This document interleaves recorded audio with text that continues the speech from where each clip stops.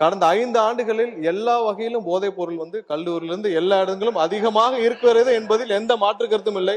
அதை தடுக்க மாண்புமிகு முதலமைச்சர் அவர்கள் அனைத்து வகையிலும் தேவையான சட்டப்பூர்வ நடவடிக்கைகளும் அனைத்தையும் எடுத்துக்கொண்டிருக்கிறார். நமது அரசின் கொள்கையும் போதைப் பொருள் அனைத்து வகையிலும் கட்டுப்படுத்த வேண்டும் என்பதுதான் முதலமைச்சருடைய முக்கிய கொள்கை. இந்த கடந்த ஆட்சியில் இந்த ஜாஃபர் சாதிக் போன்ற இன்டர்நேஷனல் போதை கடத்தல் மன்னன் எப்படி முதலமைச்சர் குடும்பம் முதல் அனைத்து அமைச்சர்கள் வரை தொடர்பில் இருந்தாரோ அது போன்ற எந்த ஒரு சம்பவமும் இதுமேல் நடக்காமல் தடுப்பதற்கான தேவையான அனைத்து நடவடிக்கைகளையும் முதலமைச்சர் கண்டிப்பாக எடுப்பார் என்பதை உறுதியாக சொல்லிக்கிறோம். ஆனா இவங்களுடைய ஆட்சியில என்ன லட்சணத்தில் நடந்துகிட்டு இருக்கு என்பதை இன்னைக்கு மக்கள் பார்த்துக்கிட்டு இருக்கிறாங்க.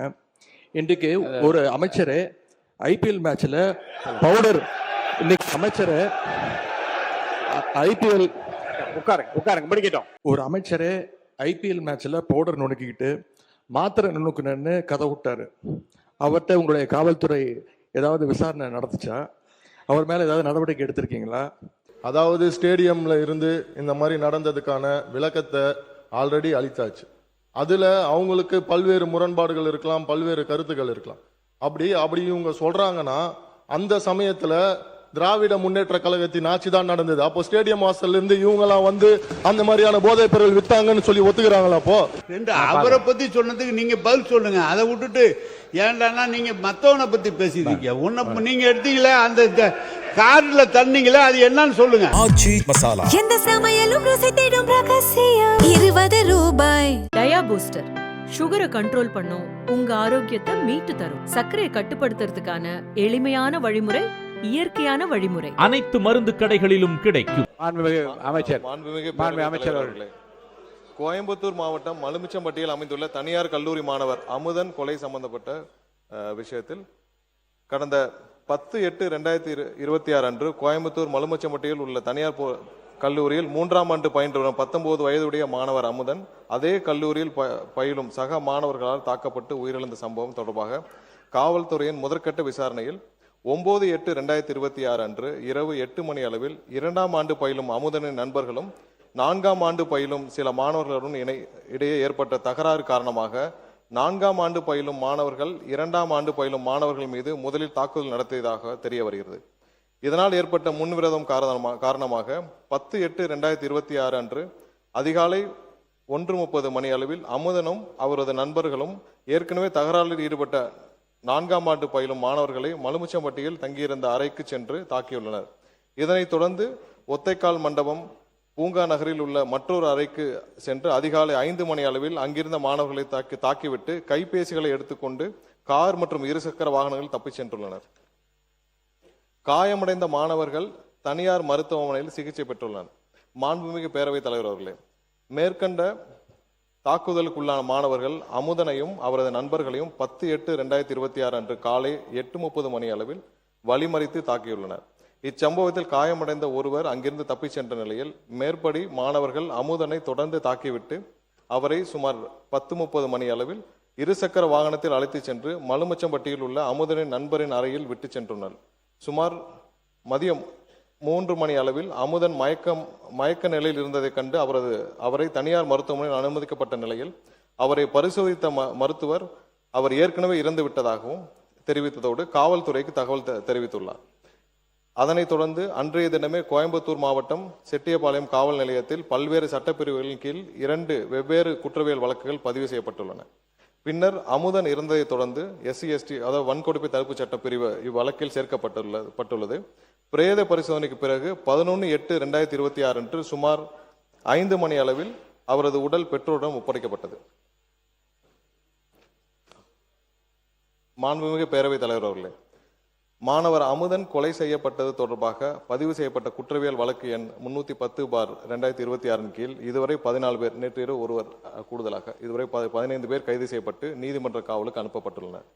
மேலும் அமுதன் உள்ளிட்டோர் சக மாணவர்களை தாக்கியது தொடர்பாக பதிவு செய்யப்பட்ட குற்றவியல் வழக்கு எண் 309/2026 கீழ் 2 பேர் கைது செய்யப்பட்டுள்ளனர். காவல்துறையினரின் தீவிர விசாரணையின் அடிப்படையில் 9/8/2026 அன்று ஏற்பட்ட இரு குழுக்களுக்கிடையிலான பழிவாங்கும் நோக்கிலான தாக்குதலை அமுதனின் மரணத்திற்கு வழிவகுத்ததாக என்று தெரிய வந்துள்ளது. இவ்வழக்கு தொடர்பாக போதைப் பொருள் பயன்படுத்தியதாக புகாரிலோ காவல்துறையின் விசாரணையிலோ அறியப்படவில்லை. மேலும் பழிவாங்கும் சம்பவங்களை தடுக்க தேவையான தடுப்பு நடவடிக்கைகள் மேற்கொள்ளப்பட்டு நிலைமை தொடர்ந்து உன்னிப்பாக கண்காணிக்கப்பட்டு வருகிறது.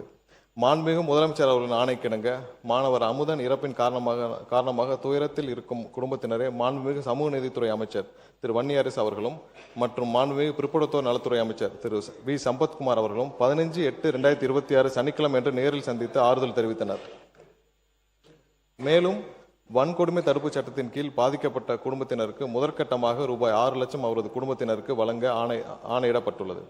மாண்புமிகு பேரவைத் தலைவர் அவர்களே, இந்த வழக்கை பொறுத்தவரை போதைப் பொருள் பயன்படுத்துவதை பார்த்து காவல்துறையிடம் புகார் அளித்தவர்களின் விவரங்களை காவல்துறையினர் சம்பந்தப்பட்ட நபர்களும் தெரிவித்ததாகவும் அதன் காரணமாக புகார் அளித்தவரை சரமாரியாக தாக்கப்பட்டு உயிரிழந்ததாகவும் எதிர்க்கட்சி உறுப்பினர்கள் தெரிவித்துள்ளபடி எந்த ஒரு சம்பவமும் இவ்வழக்கில் நடைபெறவில்லை என்பதை தெளிவுபடுத்த விரும்புகிறோம். மேலும் இவ்வழக்கு போதைப் பொருள் தொடர்பான வழக்கும் அல்ல, இது வேறு மாணவர் குழுக்களுக்கு இடையே ஏற்பட்ட முன்னுரிமை மற்றும் அதனைத் தொடர்ந்து மேற்கொள்ளப்பட்ட பழிவாங்கும் நோக்கிலான தாக்குதலின் காரணமாகவே இச்சம்பவம் நடைபெற்றுள்ளது. எனவே உண்மை நிலவரத்திற்கு மாறாக இவ்வழக்கை போதைப் பொருள் தொடர்பான சம்பவமாக சித்தரித்து வழக்கின் உண்மை தன்மையை திசை திருப்ப வேண்டாம் என்பதை இந்த நேரத்தில் தெரிவித்துக் கொள்ள கடமைப்பட்டுள்ளேன். மாணவர் அமுதன் கொலை செய்யப்பட்ட சம்பவத்தை பொறுத்தவரையில் உண்மையை மறைக்க வேண்டிய அவசியம் காவல்துறைக்கோ அரசுக்கோ இல்லை. இவ்வழக்கில் காவல்துறையினர் எந்தவித காலதாமதமின்றி SC/ST அதாவது வன்கொடுமை தடுப்பு சட்டம் உள்ளிட்ட பிரிவுகளின் கீழ் வழக்கு பதிவு செய்து குற்றவாளிகளை விரைவாக கைது செய்யப்பட்டுள்ளனர். இவ்வழக்கினை தொடர்ந்து கண்காணித்து 3 மாதத்திற்குள் குற்றப்பத்திரிகை தாக்கல் செய்து இவ்வழக்கில் தொடர்புடையவர்களை மீது துரித நடவடிக்கை எடுத்து உரிய தண்டனை பெற்றுத்தர மாண்புமிகு முதலமைச்சர் அவர்கள் ஆணையிட்டுள்ளார். நமது அரசு என்றென்றும் சட்டம் ஒழுங்கு பேணி காப்பதிலும் எந்தவித சமரசமும் இல்லாமல் துரித நடவடிக்கை எடுத்து வருகிறது. மேலும் பாதிக்கப்பட்ட குடும்பத்தினரும் துணை நிற்கும் என்பதை தெரிவித்துக் கொள்கிறோம். மாண்புமிகு பேரவைத் தலைவர் அவர்களே, பள்ளிகளிலும் கல்லூரிகளிலும் மாணவர்களுக்கிடையே குழுக்களாக நிலவும் கருத்து வேறுபாடு மற்றும் மன மாச்சரியங்களை கலைந்து ஒற்றுமை உருவாக்கிடும் வகையில் மாணவர்களை நல்வழிப்படுத்திடவும் ஒவ்வொரு பள்ளி மற்றும் கல்லூரிகளிலும் ஆசிரியர் ஒருவர் ஸ்டூடெண்ட் கவுன்சிலராக உள்ள முறையை மேம்படுத்தி வேற்றுமலை கலந்திட நிலையான வழிகாட்டு நடைமுறைகளை பள்ளி கல்வி மற்றும் உயர்கல்வித்துறைகளுக்கு வெளியிட வேண்டும் என்று தெரிவித்துக் கொள்கிறோம். மாணவ செல்வங்கள் நம் நாட்டின் எதிர்கால நம்பிக்கை செல்வங்கள். அவர்களிடையே ஒற்றுமை உருவாக்கிட அரசு அனைத்து முயற்சிகளையும் மேற்கொண்டு நல்வழிப்படுத்தும் என்பதை மாண்புமிகு பேரவைத் தலைவர் வாயிலாக உறுப்பினர்களுக்கு தெரிவித்துக் கொள்கிறோம். அத்துடன் இங்கே கூறப்பட்ட பல்வேறு உறுப்பினர்கள் போதைப் பொருள் பழக்கத்தை தமிழகத்தில் நிலவும் போதைப் பொருள் பழக்கத்தை பற்றி குறிப்பிட்டார்கள். நாம் இங்கேயும் கடந்த 5 ஆண்டுகளாக தமிழகத்தில் நிலவும் போதைப் பொருள் பழக்கத்தை பற்றி நாம் இங்கே அனைவரும் அறிந்த விஷயம்தான். ஏற்கனவே உலக இன்டர்நேஷனல் போதைப் பொருள் கடத்தல் மன்னன் ஜாஃபர் சாதிக் என்ற நபர் டெல்லியில் கைது செய்யப்பட்டார். அவருடனும் அப்போது இருந்த முதல்வர் குடும்பம் முதல் அமைச்சர்கள் வரை அதிகாரிகள் வரை அனைவரும் எவ்வளவு தூரம் தொடர்பில் இருந்தாலும் எல்லாருக்கும் தெரியும்.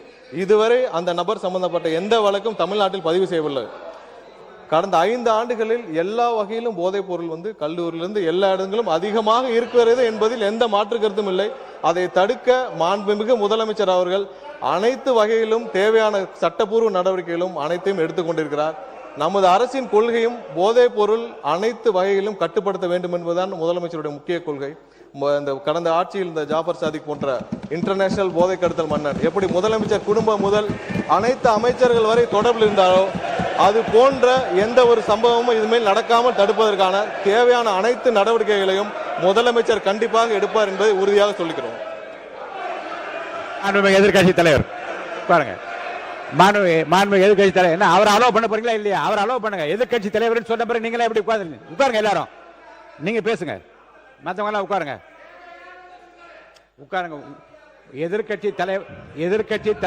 எதிர்கட்சி தலைவர் நான் சொன்ன பிறகு அவர் கட்சியை சேர்ந்து நின்று கொண்டு இப்படி செய்வது சரியல்ல. நீங்க மட்டும் பேசுங்க. மாண்புமிகு பேரவைத் தலைவர்களே, நம்முடைய அமைச்சர் அவர்கள் சம்பந்தப்பட்ட ஒரு நபரின் பெயரை சொல்லி இங்கே குறிப்பிட்டு பேசியிருக்கிறார். அந்த சம்பந்தப்பட்ட நபர் மீது அப்படி ஒரு குற்றச்சாட்டை எழுந்ததுமே எங்களுடைய தலைவர் அவர்கள் உடனடியாக அவரை கைது செய்து அவருடைய கட்சியிலிருந்தே உடனடியாக நீக்கிவிட்டோம். ஆனால் இவங்களுடைய ஆட்சியில் என்ன லட்சணத்தில் நடந்துகிட்டு இருக்கு என்பதை இன்னைக்கு மக்கள் பார்த்துக்கிட்டு இருக்கிறாங்க. இன்றைக்கு ஒரு அமைச்சர் IPL மேட்சில் பவுடர், இன்னைக்கு அமைச்சர் IPL உட்காருங்க முடிக்கட்டும். உட்காருங்க. அவங்க குற்றச்சாட்டு வச்சா நானும் குற்றச்சாட்டு வைப்பேன். இருங்க மாண்பு எதிர்க்கட்சியில் ஒன்று சொல்கிறேன். உங்களுக்கு பேசுவதற்கு நான் அனுமதி அளிக்கிறேன். நியாயமான கருத்து எதிர்கருத்து இருந்தால் நான் சொல்ல அனுமதி அளிக்கிறேன். ஆனால் உங்கள் கட்சியை சார்ந்தவர்களே நீங்கள் பேசி அப்படி நான் உட்கார அமைச்சர் இருங்க அமைச்சரை நான் உட்கார சொல்லிவிட்டேன். இல்லை ஒன்று இல்லை திரும்ப ஒன்று சொல்லுகிறேன்.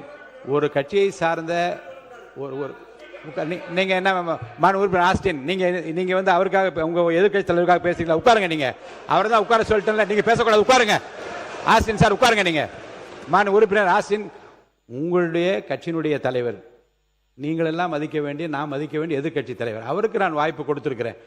மாண்புமிகு சட்டத்துறை அமைச்சர் எழுந்த உடனே உட்காருங்கள், பதில் சொல்வார் என்று சொல்லுகிற போது நீங்கள் எல்லாரும் எழுந்தீங்கள் என்றால் அப்போ உங்கள் தலைவருக்கு என்ன மதிப்பு இருக்கிறது? மாண்பு எதிர்க்கட்சி தலைவர் நீங்கள் பேசுங்க. நீங்கள் பேசுங்க. மாண்பு பேரவைத் தலைவர்களே, ஒரு அமைச்சரே ஐபிஎல் மேட்ச்சில் பவுடர் நுணுக்கிக்கிட்டு மாத்திரை நுணுக்குனன்னு கதை விட்டார். அவர்கிட்ட உங்களுடைய காவல்துறை ஏதாவது விசாரணை நடத்துச்சா? அவர் மேலே ஏதாவது நடவடிக்கை எடுத்திருக்கீங்களா? அது மட்டும் இல்லை, சமீப காலமாக ஆளுங்கட்சியை சேர்ந்த பலர் போதைப் பொருள் வழக்கில் தொடர்ந்து கைது செய்யப்பட்டு வருகிறார். நீங்கள் இதுக்குரிய ஆதாரங்கள்லாம் நீங்கள் இல்லாமல் நீங்கள் பேசக்கூடாது. அமைச்சர் அவர்கள் பேசுனதுக்கு ஏதாவது ஆதாரம் கேட்டிருக்கீங்களா? அமைச்சர் அவர்கள் பேசுனதுக்கு ஏதாவது ஆதாரம் இருக்கா? நாங்கள் உடனடியாக கைது செய்யப்பட்டிருக்கோம், அவர் கட்சியிலிருந்து நீக்கியிருக்கிறோம். உங்களுடைய அமைச்சர் ஐபிஎல் மேட்ச்சில் பவுடர் நுணுக்கிட்டு இருந்ததை இன்றைக்கு உலகமே பார்த்துச்சு, பல்வேறு விமர்சனங்கள் வந்துச்சு. குழந்தைக்கு மாத்திரை கொடுத்தேன்னு கதை விட்டாரு. அதற்காக ஏதாவது விசாரணை நடத்தியிருக்கிறீங்களா? புகார் எடுத்திருக்கிறீங்களா? ஏதாவது நடவடிக்கை எடுத்திருக்கீங்களா? கேட்க விரும்புகிறாங்க. மாண்பு முன்னவர், அவை முன்னவர்.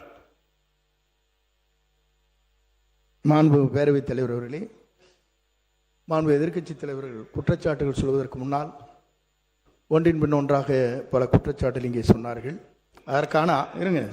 அதற்கான ஆதாரத்தை உங்களிடத்திலே தந்து அதற்கு பிறகு அவர் பேசியிருக்கிறார் என்பதை நான் அறிய விரும்புகிறேன்.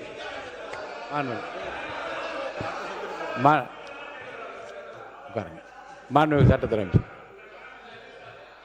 மாண்புமிகு பேரவைத் தலைவர்களே, நான் குறிப்பிட்ட அந்த போதை கடத்தல் மன்னன் ஜாவர் சாதிக் சம்பந்தப்பட்ட எந்த பெயரையும் நான் சபை நாகரிகம் கருதி சொல்லவில்லை. அதே நேரத்தில் அந்த வழக்கில் ஒன்றிய அரசு டெல்லியில் பதிவு செய்யப்பட்ட வழக்கு தான் தவிர்த்து இங்கே எந்த வழக்கும் பதிவு செய்யப்படவில்லை. அவரை காப்பாற்றும் முயற்சியாக நடந்தது. இவர்கள் தேவைப்பட்டால் யார் யாருடன் எந்தெந்த வகையில் புகைப்படம் எல்லாம் அப்போது சமூக வலைதளத்தில் எல்லாத்திலும் வெளியானுச்சு. சபை நாகரிகம் கருதி நான் அதை வெளியிடவில்லை, யாருடைய பெயரையும் குறிப்பிடவில்லை. அதை அவர்கள் இத்தோடு நிறுத்திக் கொண்டால் கண்டிப்பாக நம்மளுடைய அரசு எந்த வகையிலும் போதைப் பொருள் கடத்தலை தடுக்கவும் போதைப் பொருட்களை தடுக்கவும் தான் முதலமைச்சர் உத்தரவிட்டுள்ளார். இல்ல இந்த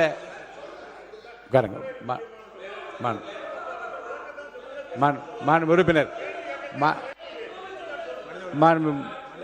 மனிதவளத்துறை அமைச்சர் அவர் சொல்லட்டும், அவரை பத்தி சொன்னதுனால சொல்லட்டும். மனிதவளத்துறை அமைச்சர். மாண்புமிகு பேரவைத் தலைவர் அவர்களே, அதாவது ஸ்டேடியம்ல இருந்து இந்த மாதிரி நடந்ததுக்கான விளக்கத்தை ஆல்ரெடி அளித்தாச்சு. அதுல அவங்களுக்கு பல்வேறு முரண்பாடுகள் இருக்கலாம், பல்வேறு கருத்துக்கள் இருக்கலாம். அப்படி இவங்க சொல்றாங்கன்னா அந்த சமயத்துல திராவிட முன்னேற்ற கழகத்தின் ஆட்சி தான் நடந்தது. அப்போ ஸ்டேடியம் வாசல்ல இருந்து இவங்க எல்லாம் அந்த மாதிரியான போதைப் பொருள் வித்தாங்கன்னு சொல்லி ஒத்துக்கிறாங்களா? அப்போ அதனால ஆதாரம் இல்லாமல் விளக்கம் கொடுத்ததுக்கு அப்புறமா தேவையில்லாத பேச எனக்கு கூட தான் இப்ப செய்திகள்ல நீங்க சொல்லக்கூடாதுன்னு சொல்றீங்க. என்னோட அதாவது என் துறையை சார்ந்த கிட்டத்தட்ட அரசு வேலை கொடுக்கறதா சொல்லி 888 கோடி ஊழல் பண்ணிருக்காங்க. எனக்கு பல்வேறு முரண்பாடுகள் இருக்கு. அதனால விளக்கம் அளித்ததுக்கு அப்புறம் அது மாதிரி தேவையில்லாத விஷயங்களை கருத்துக்களை தெரிவிக்க வேண்டாம் என்றது பேரவை வாயிலாக நான் தெரிவித்துக் கொள்கிறேன். மாண்பு உறுப்பினர் உட்காருங்க. மாண்பு உறுப்பினர்.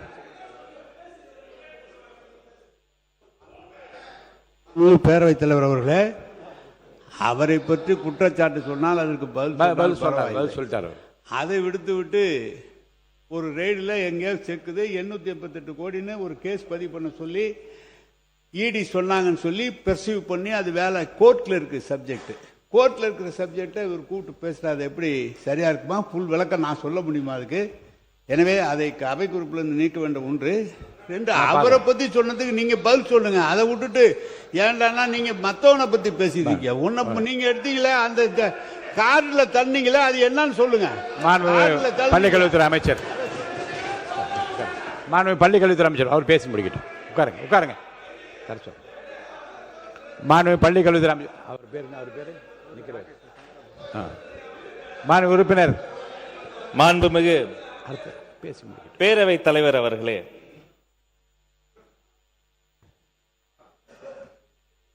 தமிழ்நாட்டை பொறுத்தவரை பள்ளிக்கூடங்கள், கல்லூரிகள், கல்வி சாலைகள் என்பது வறிய ஏழை எளிய மக்களினுடைய அந்த பெற்றோர்களினுடைய வாழ்நாள் கனவை ஒரு குழந்தை நிறைவேற்றுவதற்கான ஒரு வாய்ப்பு.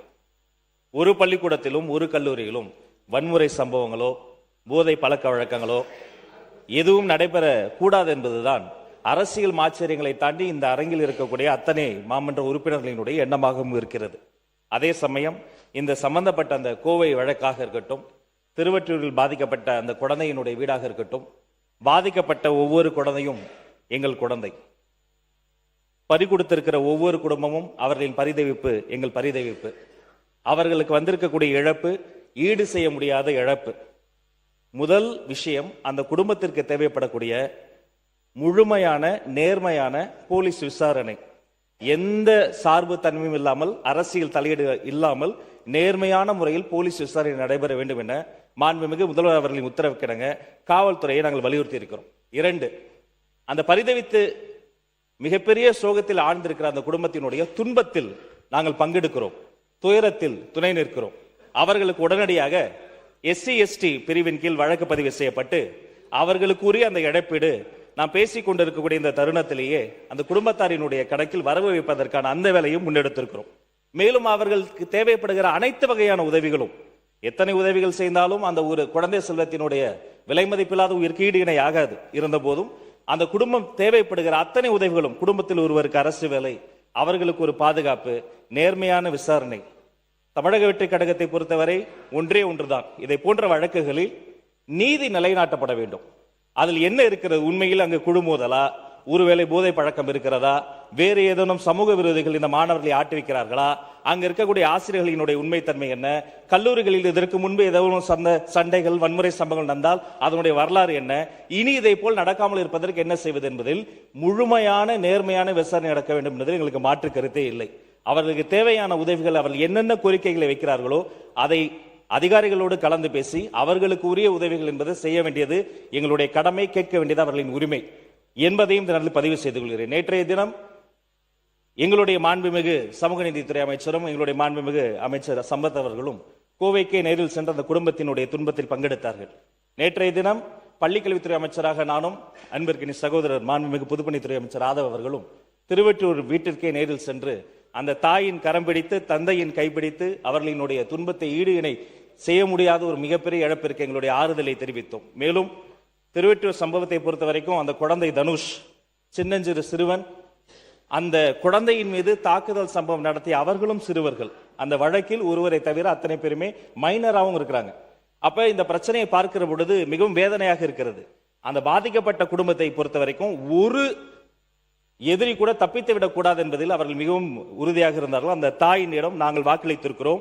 யாராக இருந்தாலும், அவர்கள் எத்தனை வழக்கறிஞர்கள் கொண்டு வந்தாலும், ஆளுக்கு ஒரு வழக்கறிஞர் கொண்டு வந்தாலும் கூட பாதிக்கப்பட்ட அந்த அமுதன் மற்றும் தனுஷ் அவர்களின் குடும்பத்தின் சார்பில் கடுமையான சட்ட போராட்டத்தின் மூலம் ஒரு எதிரி கூட தப்பித்து விடாத வகையில் வழக்கை நடத்தி சட்ட ரீதியாக அவர்களுக்கு என்ன தண்டனை வாங்கி தர முடியுமோ அதிகபட்ச தண்டனை வாங்கி கொடுத்து, மேலும் இதை போன்ற பள்ளி வளாகங்களில் இதை போன்ற துன்பமான துயரமான சம்பவம் நடக்காமல் இருப்பதற்காக கல்வித்துறை சார்ந்த அதிகாரிகள் மூலமாக பள்ளிக்கூடங்களுக்கும் பள்ளிக்கல்வித்துறை மூலமாகவும் உயர்கல்வித்துறை மூலமாகவும் கடுமையான, மிகவும் நேர்த்தியான, பின்பற்ற வேண்டிய வழிகாட்டிய நெறிமுறைகளை மீண்டும் செயல்படுத்துவதற்கான வேலைகளும் செய்திருக்கிறோம். தனுஷ்குமார் அவர்களினுடைய குடும்பத்தில் அவருடைய மூத்த சகோதரர் ஒருத்தர் இருக்கிறார். தற்போதுதான் அவர் ஒரு பட்டப்படிப்பை முடித்திருக்கிறார்.